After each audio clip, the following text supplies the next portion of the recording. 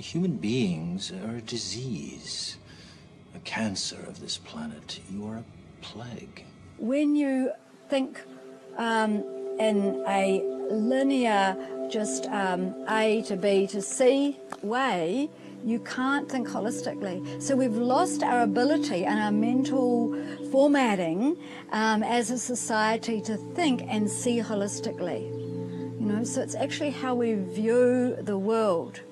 And if you view the world as a continuum in a sort of spiral way, in a cyclic way that we learn from nature by living with and observing nature, then there's no way you can not think in an integrated way.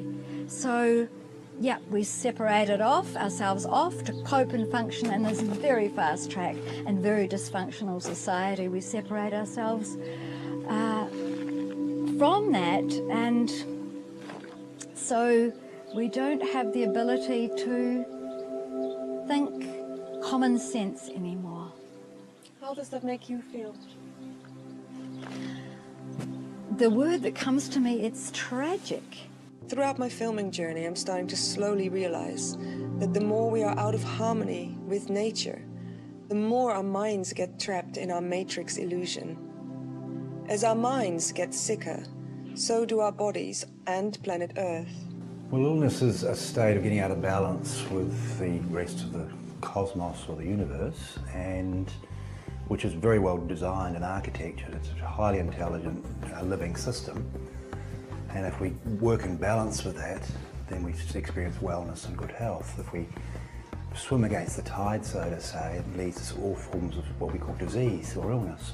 Illness starts on a metaphysical level, some angst within the person deep down, feeling of shame, guilt, insecurity, not knowing their place in the world, not knowing how to stand on their own 2 feet. Then mental anguish, you know, panic, fear, shame, guilt, uncertainty, anxiety. And then that eventually will translate into some sort of physical illness. So what we find when we treat effectively is that often as the disease heals, we get an emotional catharsis. And so because I've seen that so many times, I know in my own self that to really heal, we need to look at the spiritual aspects of a person. A lot of my patients were coming to me with cancer, having tried all the conventional therapies, and nothing having worked for them, and in a terminal state. Generally, I could give them some help. Usually, I couldn't save their lives. It's very difficult being this proverbial ambulance at the bottom of the cliff. We tend to have an ambulance at the bottom of the cliff mentality, which is extremely expansive and is very destructive to our social systems. And it also means we're not looking after our environment properly. It's reflected outwards. It's reflected outwards, and it's reflected outward through relationships and breakdowns in society in various ways, and reflected outward in damaging. You know, we've damaged most of our water systems of the world. We've damaged our air systems with pollution. We've destroyed most of the world's soil in the last 150 years.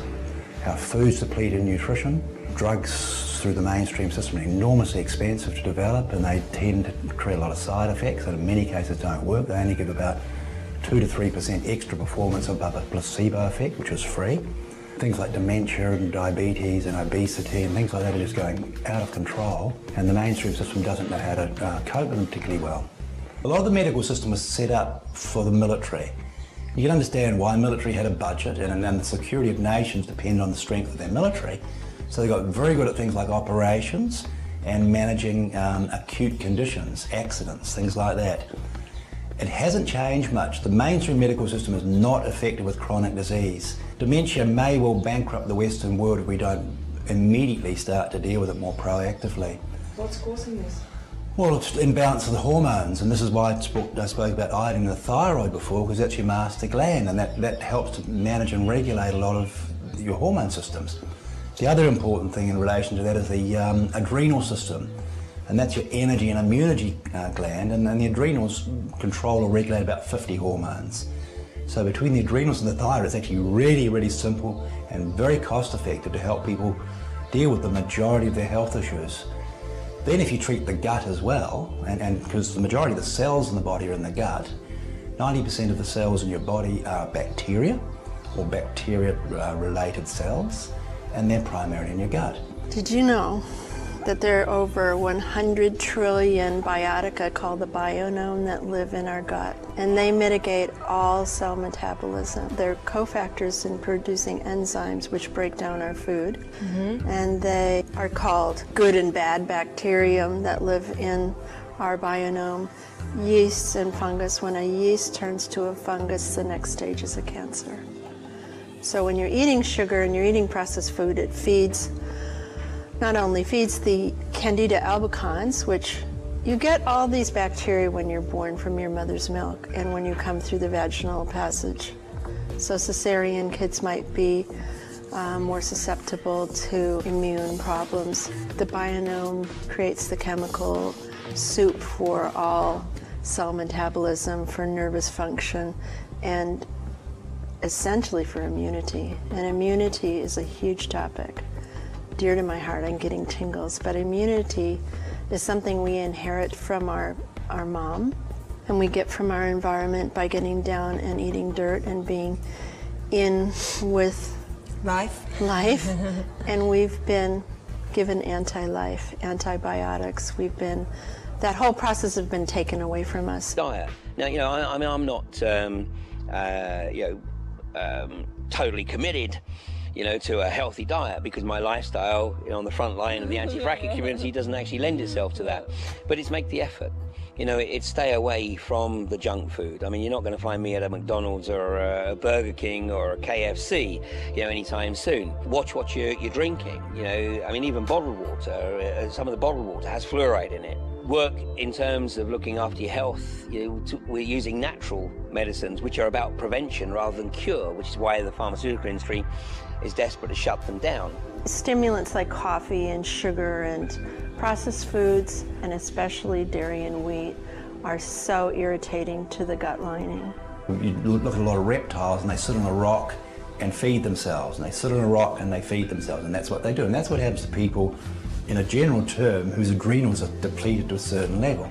Then their immunity starts to drop and disease starts to seep in. So we treated hundreds and hundreds of people for cancer, and we tend to be very successful with a lot of our programs, which are, you know, balanced nutritional, holistic programs, mind, body, and mindfulness and things like that related. But I don't think I've met a single person with cancer who hasn't had an adrenal problem to start with. So again, you've got to understand how the adrenal system works, the fact that it controls or regulates 50 other hormones, and that has an enormous amount of impact on the ability to use your brain effectively, and the types of way you use a brain, which are either at a survival or a thrival priority. Everybody's got cancer, everybody.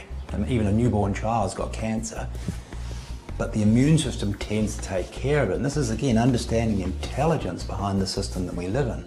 Nutrition is one of the key elements to healing the body, but the body is actually a vehicle of consciousness, and it heals itself given the right environment. You know, I mean, if you're looking at drug companies' motivations, again, you're talking about corporations which are established for the purposes of making money. And I remember a famous quote, I can't remember who said it, but they said there's more money in searching for a cure for cancer than there is for actually finding it.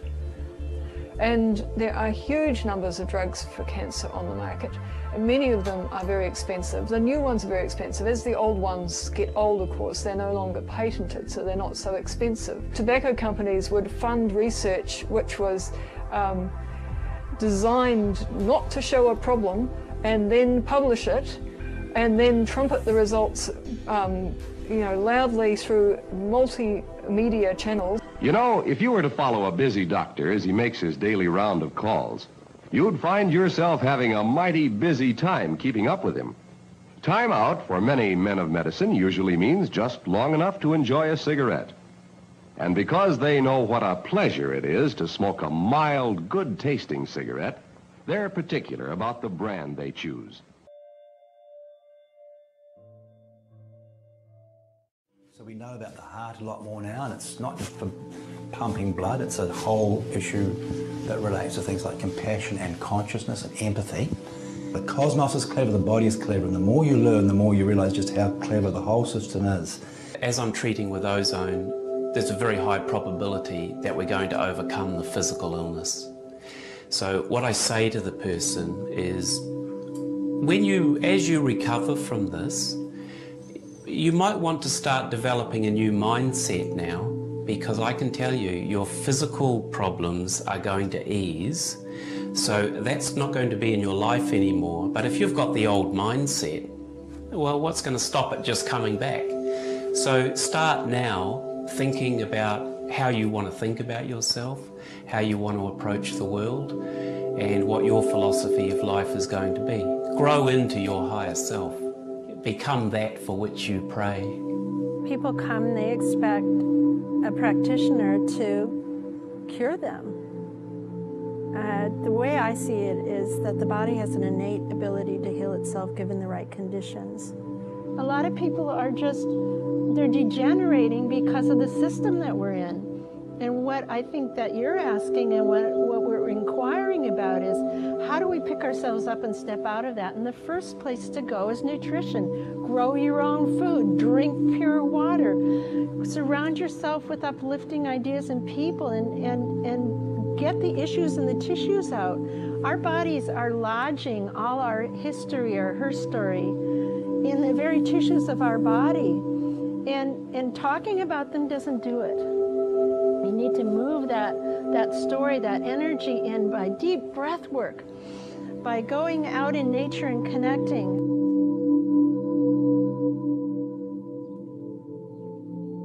Localizing food is bringing our food systems, our food sovereignty, our food independence back home. And home isn't just me with my little garden and my household. Home is my neighborhood. Home is my community. Home is my bioregion. So it's actually being interdependent with our food, from trading to growing to seed banks and seed exchanges to value-added products that add this either potential for another income stream, to kids' gardens and schools and learning through that. It goes on and on. Community gardens, open orchards. There's a whole plethora of examples that both in this country and around the world say this momentum is strong. That's also a counterforce to ownership, power, control, chemical companies, buying up small family seed companies, terminated genes, GE crops, taking the food commodity further and further away from people's reach and controlling that to control the people. So start with sprouts on your kitchen bench. Something living, a living food, sprouts in jars, that's the very first living, and a worm farm, so that your kids can see, so that you're feeding the scraps into your worm farm, and a tiny little area that is a container garden. That's what I start with city people, rental people, container gardens. Gardens in buckets, gardens in baskets, gardens in boxes, and you can move them around. Even much more advantage than having a garden in one place. You can have them greet the sun, and as the sun moves, you can move them. That's one thing, and the other thing is join a community garden. It's so nice to see how your face lights up when you speak about this. What is this? What does this mean for you? Not only my face lights up, my heart is just like almost exploding with joy and delight. What it is, it's a gift. It's a gift from nature. It's a gift from the ocean, and it's not predictable. You can't say, oh, I'm going to go to that forest this day and I'm going to harvest. Wild nature, wild harvest is never predictable. So it's sort of like, it's a surprise. This kind of activity, you have to surrender, because you cannot manipulate it. I can't think, oh, I want a burger now, walk to a snack bar and get a burger right there and then. Whereas this, you have to just see what nature gives you in that moment. So it requires an amount of surrendering. I kind of really tuned into the seasons and what is the surplus or what's the shedding off of nature from that season, and what can be used as a resource with respect of not taking too much, leaving for others and leaving back for the earth and for the ocean. Everything you handle and everything you use in your life, look at where does it come from? what's its cradle to grave, you know, analysis. Where's it made? What about the people who've made it? Are they slave labor somewhere in China or whatever? And how can you actually create that thing differently? You know, have you got a local person who can make it?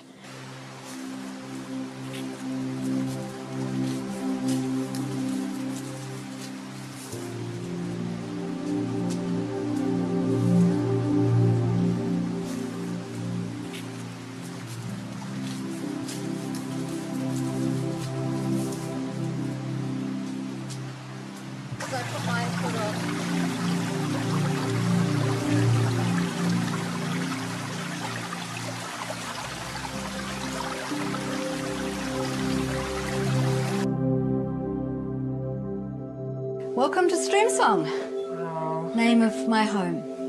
I first of all wanted to make sure that I used as much local materials as possible and natural materials, starting from this particular site, then this land, then Golden Bay, and I've achieved that. All of the clay in this home is excavated from these banks. All of the stones are from Golden Bay rivers and quarry. And all of the timber, which is structural timber, is from other farms, other forests in Golden Bay milled locally. Small, building small. So this is really like a sleep out in a way, but it's got an outdoor kitchen, and so it's fully in an outdoor shower, indoor-outdoor, sort of fully self-contained, really. I don't see how you'd need more. That's right. Visiting Robina has opened up a whole world for me. To be shown how easy it is for people to make small steps towards a life more in harmony with the natural ways, I decided to film some more people who can give me insight into more sustainable living solutions. We've been off the grid entirely the whole time we've been here for 24 years. And that's a journey. We started with solar when it was really expensive. And now look at it, you know, anyone can do it. Well, all the rural people in this district take their water from either tanks or rivers. Yeah, we get it from a river. We planted too many fruit trees. We've got food forests here and we're oppressed by fruit. You know, there's so much fruit, but we give it to the birds in a way. We also give it to our neighbours and we ask them to come up. And that is our solar water heater. And that is, well, Yvonne says that's the best purchase we ever made in our life because it was $2,000, I think, at the time. Quite expensive, but oh, it's just been so good. It's a family size. We had solar for many years, and now for the last 6 or 8 years, this is a micro hydro. You can see the water coming out there. I built a nice housing for it. Creates electricity 24/7, all night long. It's absolutely revolutionised our lives, and I really recommend them. The water's then going into a purpose-built wetland, and you've got an ecology happening there. I can show you the piece here. This is the Rolls Royce. This is a really good model with really good bearings. Saying when I came here 24 years ago as a city boy, and I'd swapped my house that I bought when I was 19 in Hamilton, and then the land disparity values meant that I had this 400 acres, I had this river, I was here by myself, I didn't have a partner then, I was like, but I was ecstatic. I remember being on the stretch of river and just whooping for joy that I was in nature and I could have this place, not personally, but be a part of it. Life on the rock shows us how healthy our ecosystem is. It's a very good test. When you're near a river, pick up some rocks and look underneath them. These are the buckets that are part of our toilet system. What you've got there is shit. Yeah, this is what it becomes. With the sawdust organic matter, this is already nearly done, isn't it? It looks like proper soil. Yeah. And there's no smell. All the paper's gone, there's no smell. I mean, if you want, I'll hold it with my hand, you know, it's just like full of worms. I also decided to visit a lady called Daring Donna, who has introduced a very interesting gift economy initiative. We have created this amazing project called the Earth House, which we have been running now for a year. It's self-funding and self-resourced by a part of this amazing community in the faraway north called Peria. And there's a group of us that have got together and said, okay, how can we work together and create something that is organic, zero waste, alternative energy, based on gift, coming from the heart, love and action. And this is it, the Earth House. Yeah, to me the Earth House is, I mean, there's so many different aspects to it. We want to create something positive in the world. There's no sort of dwelling on all the crap that's going on out there, and that's another thing. We're sort of focusing on what we're doing. It's very much a community-centred and based initiative. You know, a lot of the food is coming from our gardens, we're going for organics, we've got this wonderful cycle which goes, you know, all the waste from the kitchen goes into the compost goes onto the garden, and then the produce from the garden goes back into the kitchen. Rather than having a menu, we look at our gardens to see what's in there. So for instance, fresh feta, goat's feta, Janika makes that from the goats down the valley, carrots and beetroot all from the valley, carrot dip all from the valley, greenery from the people just out that's sitting out at the table, they grow all the greenery for us, corn brought in. Yeah, so the whole philosophy was let food be your medicine, because I just saw it there. I've lived in the area for 26 years in a community, an isolated community, so I've had to be very resourceful with cooking and growing and whatever in my garden. So I've got a few ideas for some strange vegetables that we can use and things that are easy to grow, basically. We are based in gift economy, which is you give with great love from your heart, whatever you feel to give. They pay what they want to pay. Not only that, but everyone receives what they need. There's no tables or individually for people to sit and eat on. It's community, so people sit around and talk together. There's no sort of separation. We're not actually focusing on the commerce of the enterprise. We're just focusing on the energy of it, how everyone's feeling, how we're looking after each other, how we're heading into the future.